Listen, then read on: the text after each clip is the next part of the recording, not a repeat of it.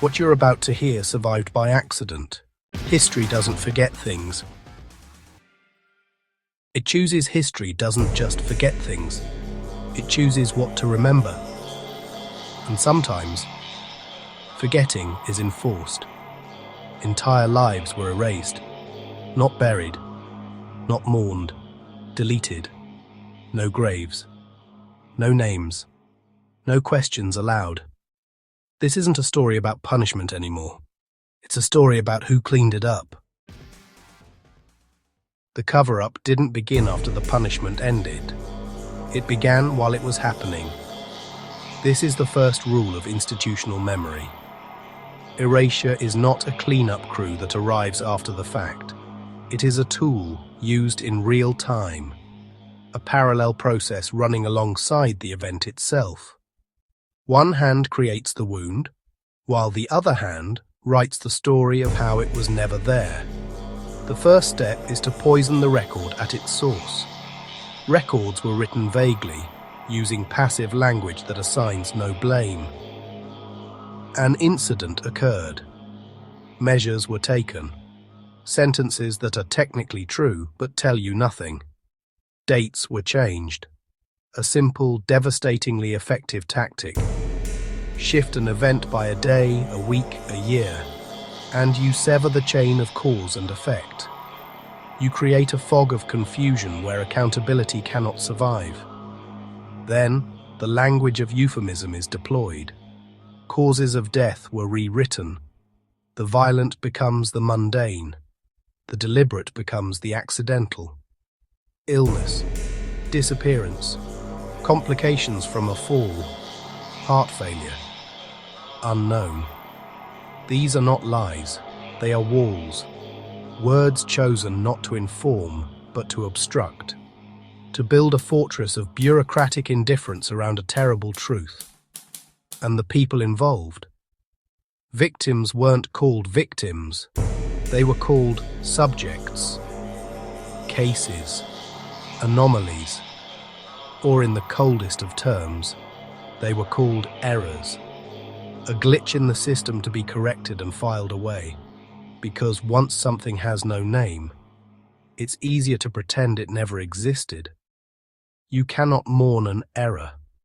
You cannot seek justice for a discrepancy. By stripping away the language of humanity, you strip away humanity itself.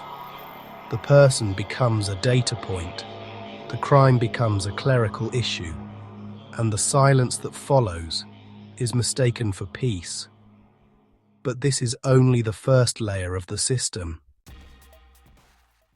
Witnesses didn't speak, not because they didn't care, but because silence was safer. It was a lesson taught without a single word. A curriculum of averted eyes and conversations that died the moment someone new entered a room. You saw what you saw.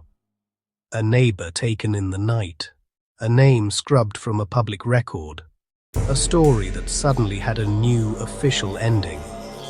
But to acknowledge the truth was to volunteer for the same fate. Because speaking meant questions. Questions meant attention. And in this system, attention was a spotlight searching for its next target. It meant men in quiet cars parked outside your home. It meant your mail arriving already opened. It meant your children learning to fear your name. Attention meant becoming the next example. So, people learned a rule history never wrote down. Survive by forgetting. It became a reflex. A social contract signed in invisible ink. You don't mention the empty chair at the dinner table. You don't ask why the house next door is suddenly for sale. You practice a collective amnesia. Entire communities cooperated, not out of cruelty, but out of a primal, suffocating fear. It wasn't a conspiracy. It was worse. It was an understanding, a shared burden of looking away. The system didn't need walls and guards when it had neighbors policing neighbors, families policing families. The silence became its own entity. a living, breathing thing that fed on unspoken truths. It was the loudest sound in every room, and this carefully constructed quiet was designed to protect one thing. A secret so dangerous, it required an entire society to hold its tongue. But some secrets refused to be buried. Then came the mistake. A single document, misfiled, overlooked, never destroyed. One name appeared where none should exist. No death record, no explanation, just absence. Researchers noticed, questions were asked, and for a moment, history held its breath. This is where the records stopped making sense. That moment didn't last long. Files were suddenly lost. Archives closed early. Witnesses changed their stories. Some refused interviews. Others disappeared from records entirely.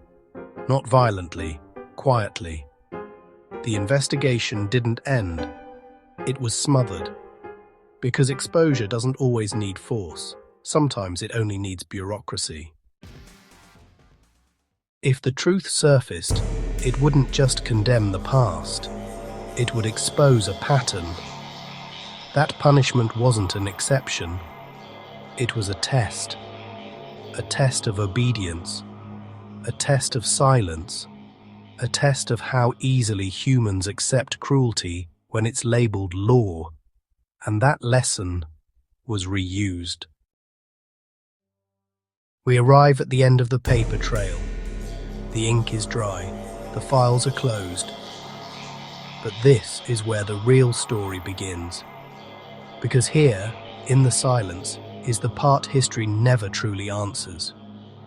We see the evidence of a single clumsy redaction, a name torn from a page, a truth crudely buried, and we ask the obvious question: if this was erased so cleanly, what else was removed with it? But that question is a trap.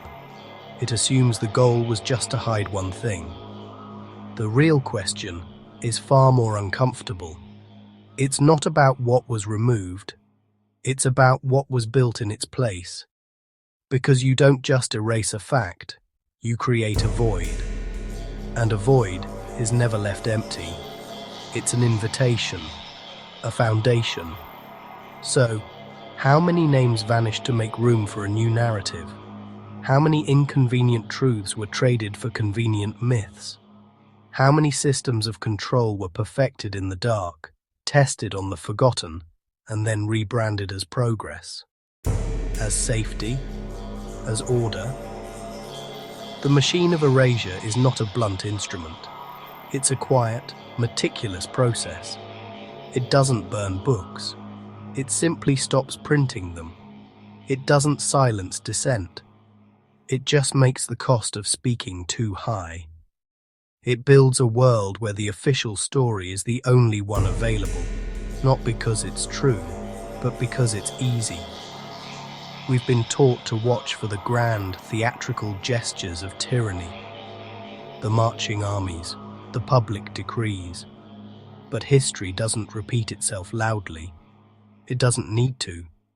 It repeats itself quietly, in the fine print of a contract, in the subtle shift of a definition.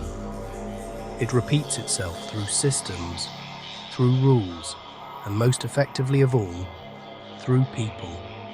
Good people, people who follow the rules, people who trust the process, people who don't ask questions.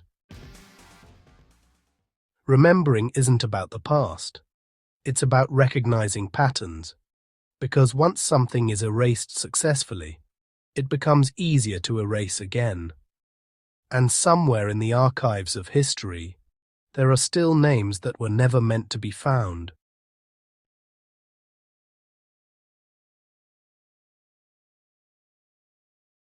This was one of them.